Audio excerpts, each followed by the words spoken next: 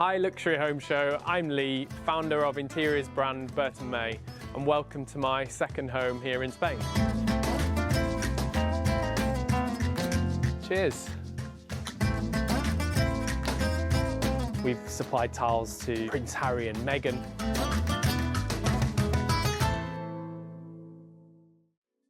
Welcome to Casa La Siesta here in Andalusia. I bought this property back in 2006 and there was absolutely nothing here. So no plants, no house at all. So everything was built and finished in 2008.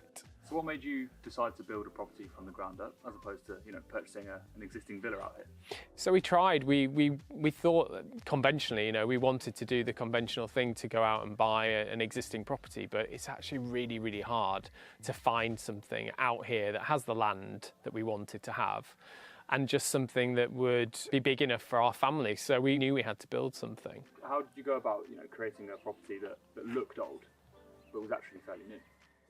Well, I think for me it's all about the materials, and finding all of the different pieces of the jigsaw is actually I think the key to the success. So with having a blank canvas in some ways is like really daunting, but I think it's actually the best scenario possible because you get to go out, as I did, on these incredible kind of salvage hunting trips to find all the pieces of the jigsaw, which then you can design the house around the jigsaw. So I'll show you some of the gardens later, but let's go inside and have a look at some of those jigsaw pieces and see how it's all come together.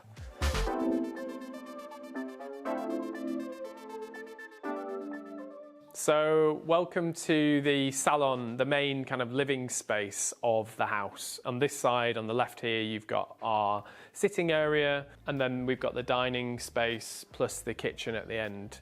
I'm not really that obsessed about or worried about colours or fabrics at this stage. I'm all about, my absolute kind of passion in interior design is about the materials, because I think these are the things that we have forever. So these things really, really matter. So that's been kind of a big part of this story of building this house, as the material choices. So to give an example, these were old beams that I found in Cordoba. They were part of an old mill.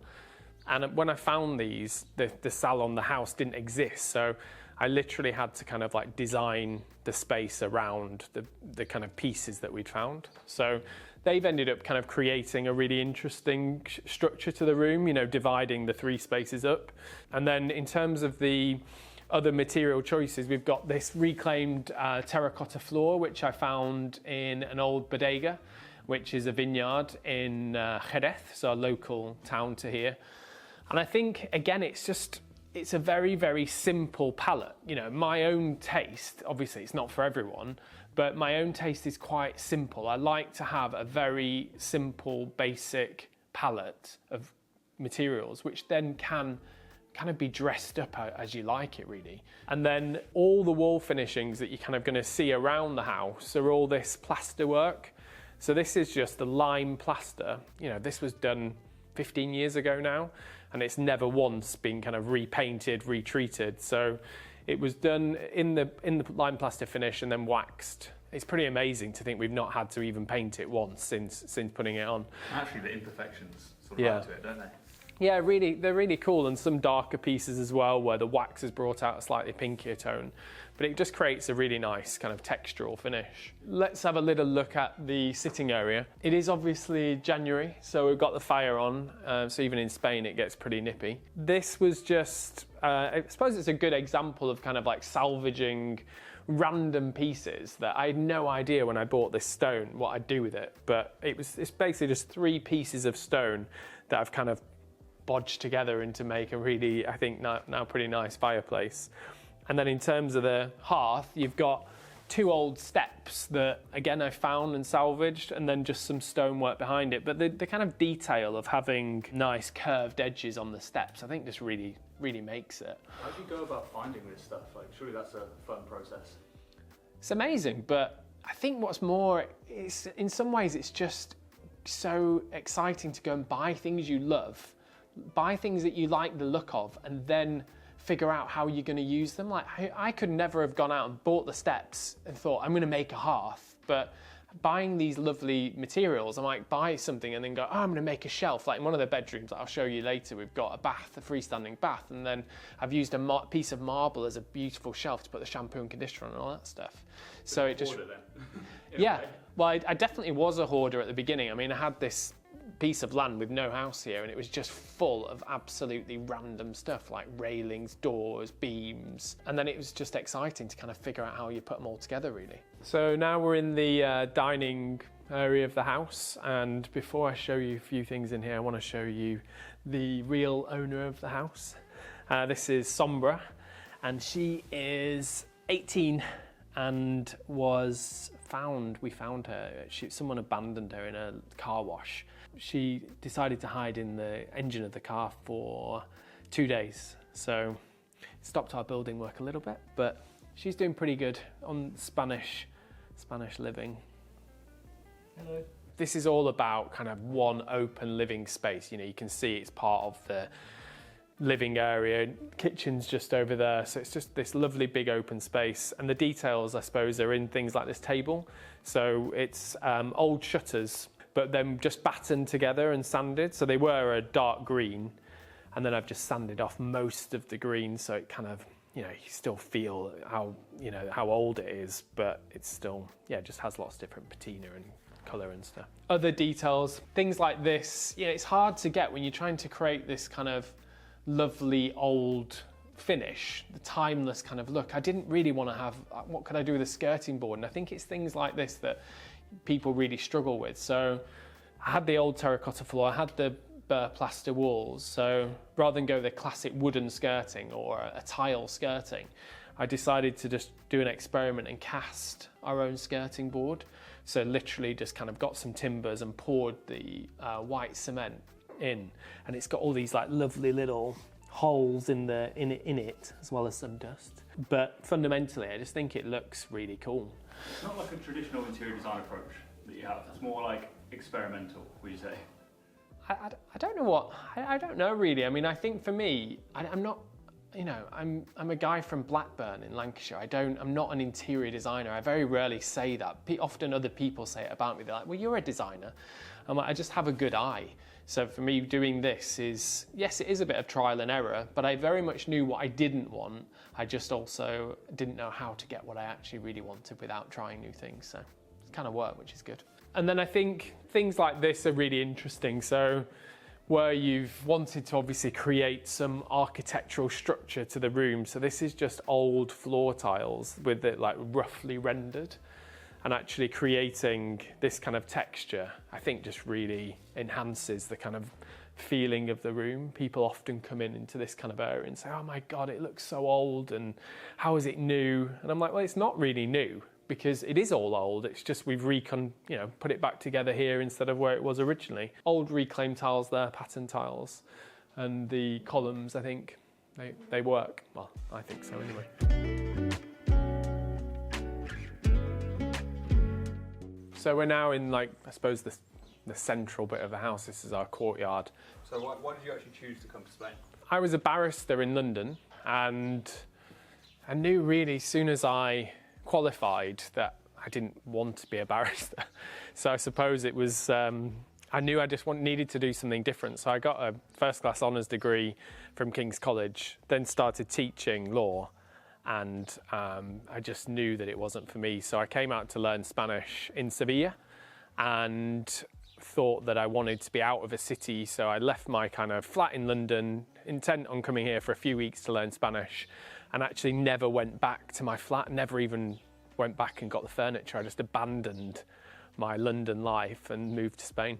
So now we're going to have a little look at our lunch spot, and Mary Luth is actually here, who's preparing us some lunch today, and has been here at Casa for, how long have you been working here? 9 years ago, yeah. 9 years. I'm doing a tour with Tom. What is your favourite bit of Casa La Siesta? Well, I love everything, but I need to tell you, I prefer the swimming pool area because it's heated, it's warm and healthy. But I love it, the bar. For a drink? Yeah. Okay, Tom, let's go to the bar. Thanks, Mary. Thank you, Lee. This is, I think, one of the biggest, I suppose, triumphs in the sense of it all being relatively new. This wall out here was made just from all the leftover bits of the actual build from the house. So it's got old tiles in it, it's got old bricks in it, and we literally just used every single last bit of crap that was left over on the building site is in this wall. When we have friends and family come or guests, they always say to me, like, how did you do this wall? I mean, it's so amazing how you did it. And I'm literally like, it's just all the leftover bits, not wasting a single thing. So this makes me very, very happy to kind of see it look really cool and yet it be, in essence, like 100% salvage stuff. This is obviously a bar, and we've used the reclaimed tiles. We've just got some old timbers, some reclaimed timbers. And then the structure of this, I think it is a building, but the fact that we've gone with this kind of, they call it in Spanish like mimbre, it's like the caned roof. You just get beautiful kind of rays coming through, and it feels indoor outdoor kind of vibes going on, so it works really well.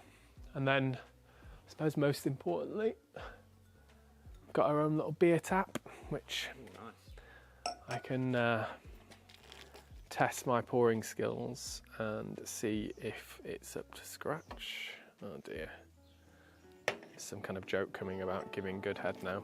There you go. Thank you very much. Appreciate it. Cheers. Cheers.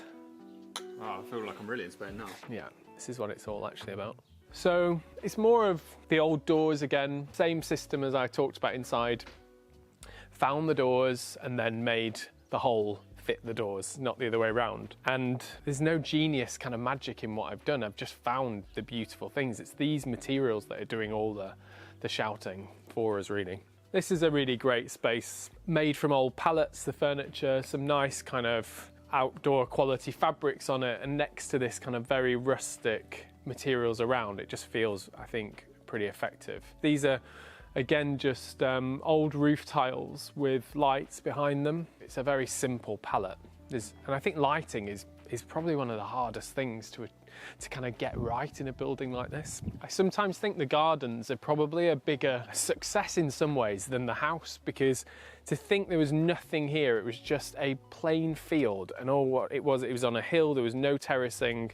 And it's southern Spain, you know, it's pretty dry and arid, so we had to do an awful lot of work of landscaping to kind of get it to look like this. This is our main pool. We've actually got 2 pools, and I'll show you afterwards, but we're building another little cottage. So we're going to have 3 pools, so it's feeling a bit like Aqualand now. So that's definitely the last pool we're building. This one's heated, and it's eco, so we've got like solar panels and a supportive heat pump, so it's kind of relatively sustainable, but it's about 28 degrees at the moment. So pretty nice. And then just tried to give it that kind of Casa La Siesta aesthetic, I suppose, by using the antique tiles around the edge. So this is just a little zone that, you know, you can, in the afternoon, a bit of shade, you can have a little nap in there, have a little beer, as we're doing now. And then in this side, there's a little kitchen area where I guess, you know, it's full of drinks and cold drinks, water. And you can have lunch here, and a nice kind of seating area as well there for reading. Did you have the whole family here sometimes? You know, obviously you've got a lot of ground. Yeah, suddenly the kids now want to bring all their mates. Not surprised. So that's nice now. Yeah. But we tend to come out here every summer and every Easter as a family, and then Phil and I come probably once every 6 weeks for a week. So it's really flitting between the two quite a lot. Okay, let's go up to the house. I feel like I need to show you some of the bedrooms. This is my favourite part, I think, this courtyard. It's the real hub as well, you know. You think about the climate down here, this is where you spend the vast majority of your time. So actually getting the outside space is right and in the right proportions is really key. And we do a lot of events here, so people get married here. We do several weddings a year. But, you know, when we come out here as a family, this is where you are. I'd say 70% of the time is spent in this patio, so it is really key. Anyone of note stayed here? Oh, I'm not allowed to tell you that. We've had a former Prime Minister, Okay. and we've had lots of actors and actresses. But I think part of the deal of coming somewhere like this is that to keep them coming back. They need it to be a little retreat as well, so we keep stum as to who it is. So this is, I'd say, one of the biggest bedrooms. So I want to show you a little bit around this room, I suppose, and just go into a little bit of detail of the design to give you an understanding of what we did. The main thing, I suppose, is the view. So once I knew that the orientation of this space would be that way, I was like, okay, the bed's here. It's quite a big room, so I figured let's create this kind of small wall to just zone the space a little bit. So I bought, a good 100 meters of this floor, and it's kind of brave because it's a red floor, when you buy it, you think, God, is the whole house going to be too samey? But I think it's actually quite a neutral palette. In terms of the architecture, the big decision really was how high to go with the roofs, because everything all down here, it's all kind of on this kind of high-pitched roof. So we went with quite a big, generous space in terms of the roof height. And I think it works out here in Spain because it's very hot. It feels super generous now when you're in here and airy, and it just, I think, gives clients that feeling, or guests when you have them, of luxury. It's quite difficult to make the space feel cosy when you've got this much room to work with. Yeah, and I think going with materials that you love, like this floor is a bit busy for some people, but it kind of is a bit of a statement, and I think it makes it feel a bit more characterful. But there's quite a lot to look at in here, You've got the big view, you've got oversized furniture, you've got a freestanding bathtub. Here we just I found this old step. I think I mentioned it when we were in the front room, but made that into the shelf and then tiled with Moroccan tiles up on the upstand. And then this bath is actually just sat on, these are what you would have in old houses to support the beams in the ceiling. So I figured that they make quite a neat little kind of cradle for a freestanding bath. And then in here, his and hers basins, and we've got a double shower as well. This was quite funny that when we had some friends of ours come and stay, and it was some of my parents' friends that came to stay, and I figured that this was like the nicest room, or one of the nicest rooms, so I thought it was like a real treat to show them in here. So I said, this is your room, come on in. And I got to the shower bit, and I said, it's really lovely, you've got this double shower with all my lovely antique tiles in it, And the wife, the lady said to me, she just said, Lee, the last thing I want to do is share a shower with him. And I was like, But so maybe not for everyone, but it's pretty cool. So yeah, this is the obviously the terrace to that room where we've got this incredible view. This is a public track. I associate relaxing and running here and being healthy, and that track has done me a lot of good. I know that I've spent a lot of time thinking about problems, and that track for me has been a bit of a saviour. So Quite therapeutic. yeah. I went for a run there this morning and I could say the same. Then we've got our neighbours, goats and sheep. Whenever we've got a bit of grass in the field, he'll just turn up with them. And I've just grabbed a jumper because it's got a little bit nippy out here today. We're just going to go on to have a look at the next bedroom that comes off this central courtyard. Similar in size to the last one, but just got a bit of a different vibe to it. So this is very, very similar in square footage to the last one. Same main floor, the reclaimed encaustic floor. I think it's just slightly more modern. We've got the wall hanging, we've got the lamp here that's kind of hanging from the steelworks, so from the structural steelworks, which I think just helps kind of make the room maybe feel a bit cozier. And then in the bathroom, we've used the different kind of palette of materials. So this was actually a collaboration that Bert and May did with a designer in London called Kitesgrove, which are an interior design business in London. And then I've just chose really to pair what is quite an interesting design, very kind of geometric off-centre tile with this raw Zelige tile, handmade Zelige tile from Morocco. And then in the shower though, we've just embraced the tiles, floor and walls. So we've now seen the bedrooms down here off the central courtyard, and now I'm going to show you the rooms on the first floor. So let's go on upstairs and have a look at some more of the bedrooms. This is an old oar that we've used as a handrail. Actually, it was my ex-wife's granddad, so he was in the rowing team and that was his oar, so that was quite nice that we incorporated that. Reclaimed railings from Cadiz, which is our closest city really. And then just to show you a little bit of the architecture, this is an example of where we really did just embrace the kind of imperfections of having two ceiling heights meeting together, which I think is really interesting. It kind of just creates a nice atmosphere.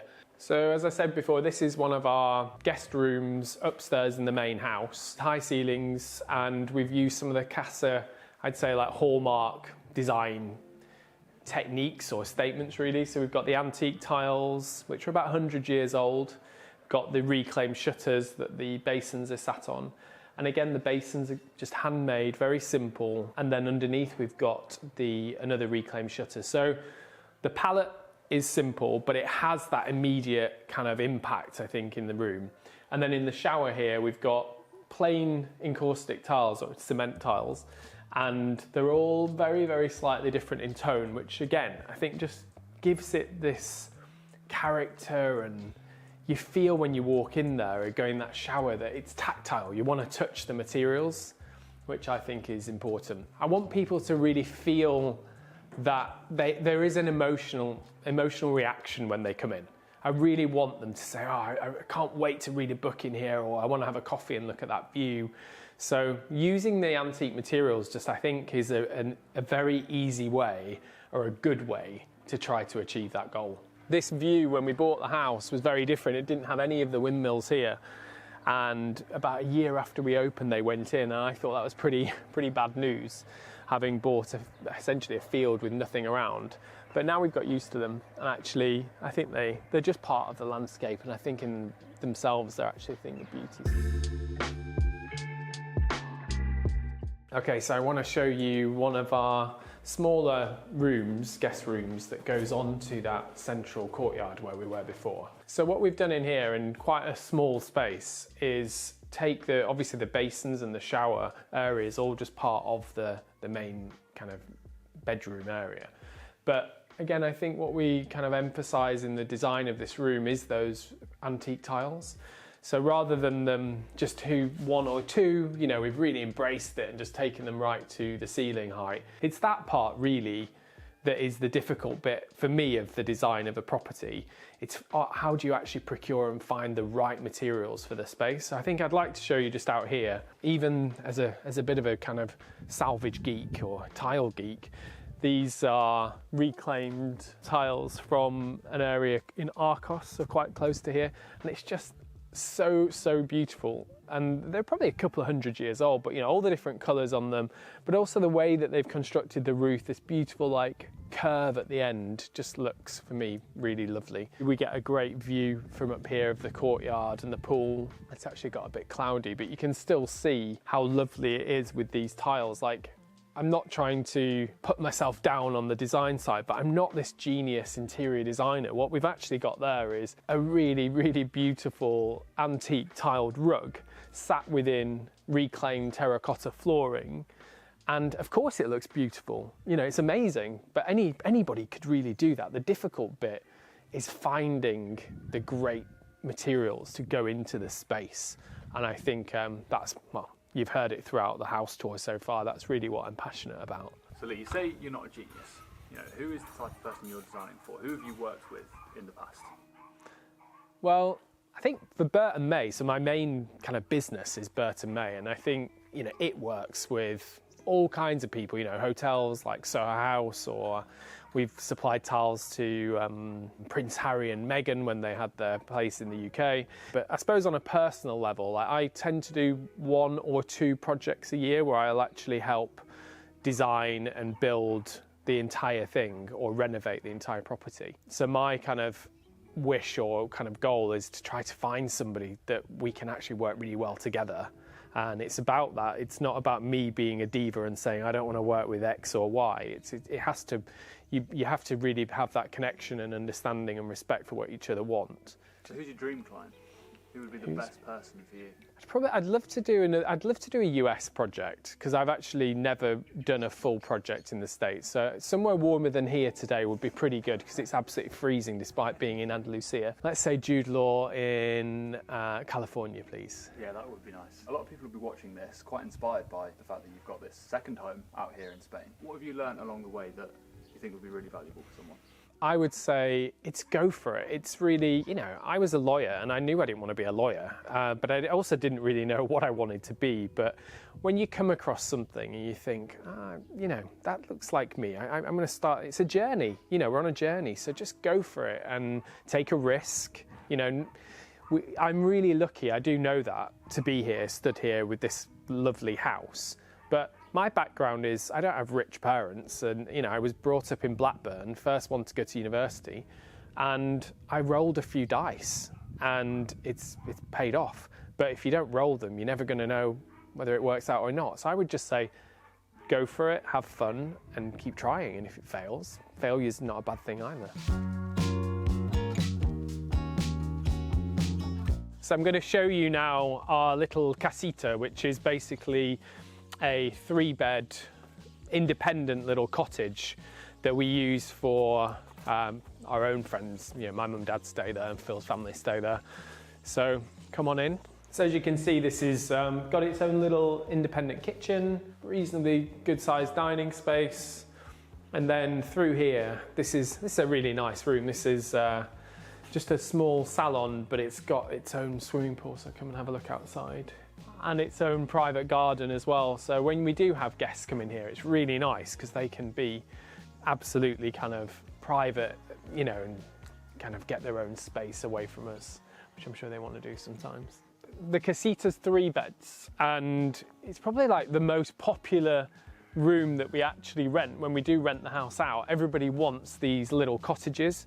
So we're actually building at the bottom of the garden, we're reforming an old stable, and I did actually used to have horses here. It was a funny story with the horses. The room I showed you in before, we had friends come over from England, and the horses could come right up to here where the animals are now. And one of the horses, Eddie, escaped over the fence. And my friend Chris, who was staying in the room, basically got woke up through the night with a horse with its hooves in the room. What?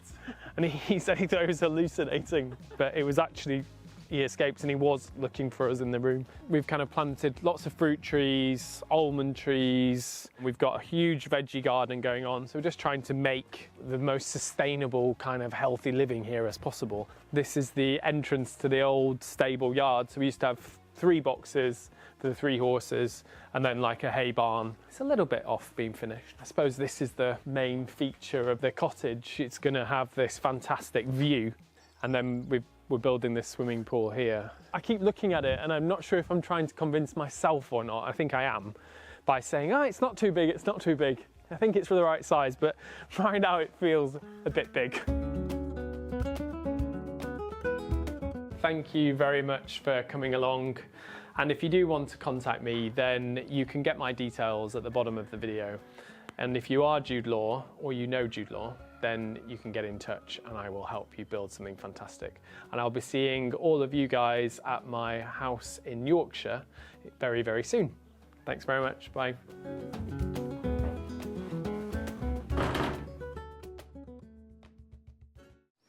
Hi, Luxury Home Show. My name is Pearl, I'm a designer, and this is my home in Somerset. Come in.